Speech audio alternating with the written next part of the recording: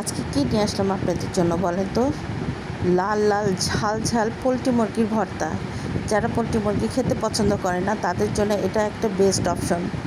একবার বানিয়ে খেলে তারা বারবারই এই ভর্তা খেতে পছন্দ করবে। তো আসসালামু আলাইকুম, এই যে কুক উইথ মিম কিচেনে আপনাদের সবাইকে স্বাগতম। আশা করি সবাই ভালো আছেন। আলহামদুলিল্লাহ আমিও বেশ ভালো আছি।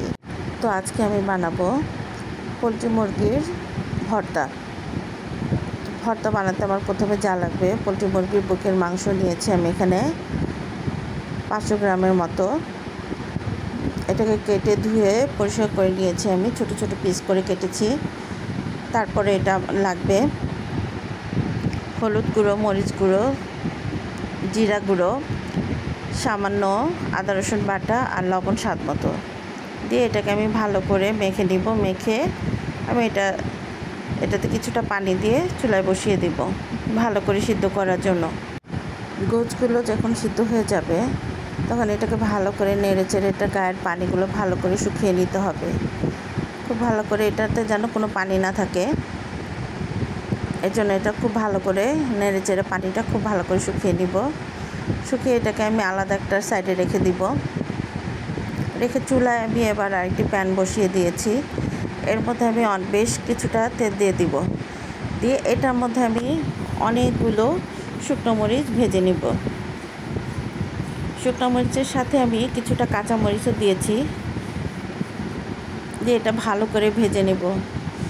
এই ভর্তাটা খেতে খুব মজা হয়, যার কারণ হচ্ছে এটা ঝাল হয় অনেক, প্রচুর ঝাল দিয়ে খেতে হয়, খুব ভাল লাগে এটা।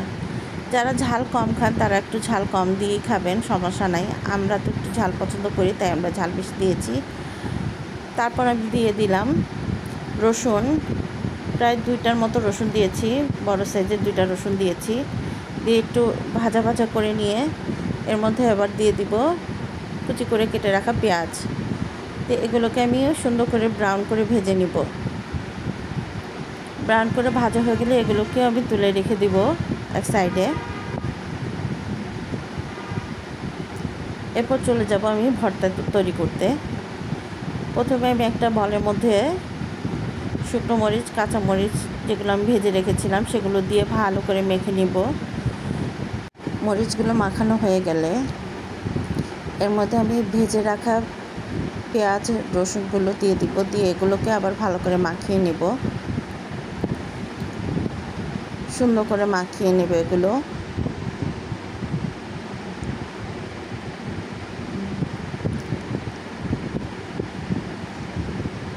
এগুলো মাখানো হয়ে গেলে তারপর আমি দিয়ে দেবো সেই সিদ্ধ করে রাখা মুরগির মাংসগুলো। এগুলোকে সুন্দর করে আমি ঝুরা ঝুরা করে নিয়েছি। এবার সবগুলো ভালো করে আমি মেখে নিব। খুব সুন্দর করে কষতে কষতে মাখতে হবে। মাখা হয়ে গেলে তারপরে আমি কতগুলো কাঁচা পেঁয়াজ, ধনিয়া পাতা দিয়ে দিব। কাঁচা পেঁয়াজ আর ধনিয়া দিয়ে আবার ভালো করে মেখে দিব। এবার দিয়ে দেবো 1 ফালি লেবুর রস। লেবুর রসটা এটার টেস্টটা আরও দ্বিগুণ করে দেয়। লেবুর রস দিয়ে আবার ভালো করে মাখিয়ে নিয়ে এবার দিয়ে দেবো এর মধ্যে সরিষার তেল। সরিষার তেল ছাড়া তো ভর্তা জমেই না, এত মজা হয় সরিষার তেল দিলে, টেস্টটাই চেঞ্জ করে ফেলে, এতটাই মজা হয়।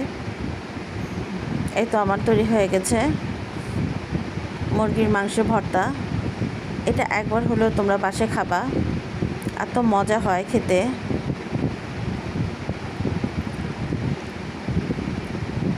দেখো আমি একেবারে গামলার মধ্যে বসে গেছি খাবার নিয়ে। একেবারে আমি লোভ সামলাতে পারছিলাম না, সাথে সাথে বসে পড়েছি গরম গরম ভাত দিয়ে, সেই মজা হয়েছিল। তো তোমরা বাড়িতে বানিয়ে একবার খেয়ে দেখো, আর বানিয়ে আমাকে কমেন্টে জানাবা এটা খেতে কেমন হয়েছে। দুর্দান্ত হয়েছিল আমার কাছে, তোমরা খেয়ে জানাবা কেমন হয়েছে, অবশ্যই আমাকে কমেন্টে জানাবা। তো আমার ভিডিওগুলি তোমাদের যদি ভালো লাগে তাহলে অবশ্যই আমার চ্যানেলটিকে সাবস্ক্রাইব করবা, লাইক কমেন্ট শেয়ার করবা। তো আজকের জন্য এই পর্যন্ত, আল্লাহ হাফেজ।